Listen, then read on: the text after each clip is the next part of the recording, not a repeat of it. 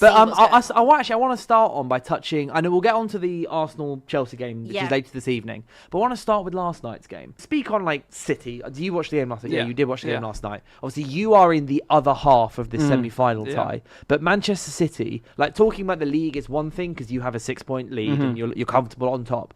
But in this cup competition, how worried are you about Man City heading into trying to win your first trophy in 5 years, considering they've got Semenyo? Semenyo's got 2 goals in 2 games and one that shouldn't have been ruled out. Well, and he's also got an assist because he got an assist. I know it's Exeter and Newcastle, but how worried are you, Ben, about Manchester City? And do you still see yourselves as favourites of the Carabao Cup? I think, you've got to concentrate on Chelsea first, because it would be naive of me to talk like we're already in the final against Man City. But obviously you'd expect Man City to go through now, especially with that 2-goal advantage to take to their home leg. I wouldn't say I'm worried. It depends. I was trying to look when the final... Do we know when the date of the final is? Is a couple months away? Because you expect them to have Ruben Diaz back by then, which is obviously going to be a big boost if they do make it to the final. I wouldn't say I'm worried. I think Semenyo could certainly 22nd of March. Yeah, so you'd expect them to have those injured players back. That obviously we don't know who will be fit and who won't be fit at that point in time. That's assuming really late. It is quite late. It is always in February. I End think. of February, yeah. Normally. Was it March last year? Well, we won it on February 26th. Yeah, I think a couple years ago. Yeah, it's usually Feb, but it's obviously just got later. Maybe to do with the new Champions League, could be why. Obviously, well, it's not so new anymore, but this year and last year. Maybe. Obviously, since it's come in, but the group stages don't obviously until the end of Jan, so maybe that's why. Yeah. If I had to place a bet on it. Hear it. Last night's game was one of the most ridiculous set of VAR not want to taking blame. I don't know if you've seen what happened in yesterday's game. No, I haven't. I thought it was utterly meant. So what it was Erling Haaland was standing potentially a millimetre or so offside, and they took 5.5 minutes where the referee was like, is it offside? Then it went to VAR. Then VAR trying to work it if it was offside or not. And then it was at the VAR were like, is he interfering with play or not? And then the VAR then couldn't decide it, so then went back to the referee afterwards. It took 5.5 minutes. So quick then. Yeah. Yeah, but it's getting 5.5 minutes. It was... I actually didn't watch the game last night. I can't lie. Tell Me Lies came out. So I don't know exactly what happened in that, but all I can say is that we talk about this so often about VAR, about how long it takes. If it's not clear and obvious, which is the point of VAR, then why do we use it in that sense? I found it mad. It's meant to be for decisions that are clear, obvious, the referee or the linesman has missed, and when you just keep adding to it, if it can't be that deep, it can't be. Yeah, was it the correct decision at the end? Probably not. I don't think so. It was.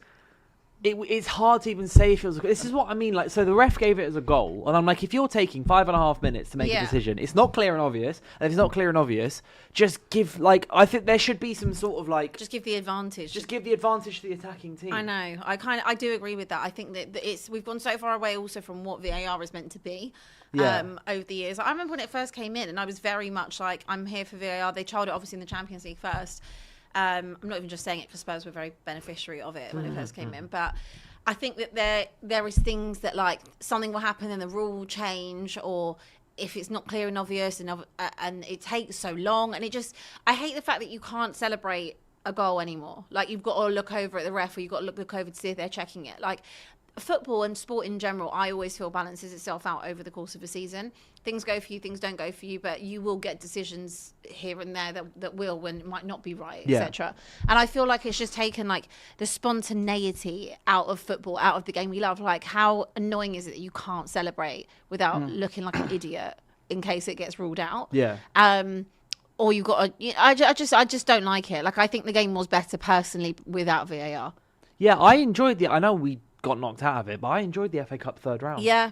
No VAR. There was a goal line technology was there, but they had no semi-auto offsides. I don't think. No VAR. No nothing. It was just like that, and it was the games were so much smoother. So much better. It was so much smoother. Just so much better. I know they're never going to get rid of it at this point. I remember obviously a few years ago when Wolves were fuming about decisions that went for them, and they went to a vote, and they were the only ones that ruled it out. And I still can't believe that they were the only ones that didn't want it. Yeah. I'm just surprised by that. We were both in agreement that was the wrong decision last night, even as wanting Newcastle to win.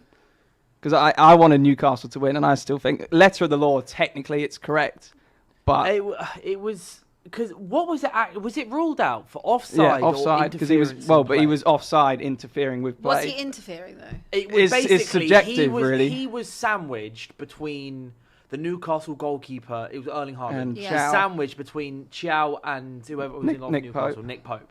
So it's kind of like you could be interfering with play, but it's like they've just like got a grapple of each other, and the Newcastle defender's basically holding him there at the same time. You know, how people just it was 50-50, really. And it was like he was that far offside, and also about that far from the goal line. Yeah. And it wasn't even he didn't score. It was Semenyo that scored a lovely flick on with his knee. We can talk about Semenyo in a second because it's annoying me how good he is. But it was just the whole thing. Like if it takes 5.5 minutes, bin it off, and then 9 minutes added time, then City score again in the end of extra time anyway. Yeah. Like, but then Pep Guardiola, by the way, went mental in his post-match interview. He was banging on about like old penalties they haven't got at Newcastle before. But what he has done is he's guaranteed that Man City are getting nothing against them on the weekend. No, basically. So at Old Trafford, City are now getting every single thing in their favour. I remember Frank Lampard doing it a few years ago before us in an FA Cup final. 3 days before the FA Cup final, he complained about refereeing decisions, and then Chelsea got everything. Yeah.